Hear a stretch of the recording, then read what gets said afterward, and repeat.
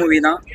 Audience கிட்ட எதுக்காக இந்த படம் பார்க்க வரணும், என்ன சேனல்ல இருக்கு, நீங்க படம் பாத்தீங்களா? படம் பார்த்தாச்சு. சரி, இப்ப நான் பதில் சொல்ல மாட்டேன், நீங்க சொல்லுங்க. ஆடியன்ஸ் எதுக்காக அந்த படத்தை இல்ல, விஜய் ஆண்டனி சாரோட புதுசா ஒரு ஃப்ரெஷ்ஷான ஒரு ஸ்கிரிப்ட். எப்பவும் ஒரு டெரரா தான் இருப்பாரு, இந்த படத்துலயும் டெரரா இருக்காரு. ஆனாலும் லவ் பண்றோம். ஆனா லவ் பண்றீங்க. நடுவுல வந்து ஒருத்தர் லவ் பண்றோம்னா அவருக்கு எவ்வளவு கஷ்டம்னு யோசிச்சு பாருங்க மக்களே. ஒருத்தர் டெரர்ல இருக்கும்போது, பிரச்சனை இருக்கும்போது ஒருத்தர் லவ் பண்றான்னா எவ்வளவு கஷ்டம்ன்றது தெரிஞ்சுக்கணும்னா நீங்க ஹிட்லர் படம் அவசியம் பார்க்கணும். நான் சொன்னது புரிஞ்சுதா? நீங்க மக்கள்கிட்ட சொல்லுங்க அந்த விஷயத்த. எல்லாரும் கண்டிப்பா பாருங்க. டெரர்ல இருக்கும்போது ஊரே பத்தி எரியும் போது ஒருத்தர் லவ் பண்றான், அது சாதாரண விஷயமா? இல்ல இல்ல, இந்த படங்களை பாத்திருக்கீங்களா? இல்ல இல்ல, ஹிட்லர்ல பண்றோம். ஓகே. டெரர்ல இருக்கும்போது ஊரே கொந்தளிக்கும் போது லவ் பண்றோம். அது சொல்லுங்க, நீங்க சொல்லுங்க. பத்திரிகைக்காரரா நீங்க என்ன ஃபீல் பண்ணீங்கன்னு சொல்லுங்க.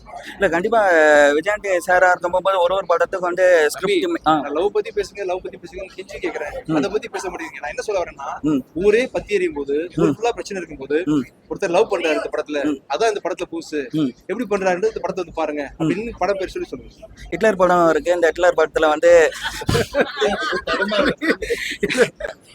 அந்த லவ் பண்றது என்ன எதிக்ஸ் இருக்கு, எதுக்காக லவ் பண்றது மாதிரி அதெல்லாம் எங்க மக்கள். ஓகே, உங்களுக்கு பிடிச்சிருக்கு? எனக்கு பிடிச்சிருக்கு சார். ஒரே ஒரு வருத்தம் மட்டும் சார், எல்லா படத்துலயும் வந்து ஒரு 10 years முன்னாடி 90 kids வந்து இருக்கும்போது விஜய் ஆண்டனி மியூசிக் வந்து இதுல வந்து மிஸ் பண்றோம் சார். மியூசிக் பண்ண அவ்வளவுதானப்பா? ஆமா சார், பண்ணிடலாம். பட் ஓகே சார், பண்ணிடுவோம். ஓகே,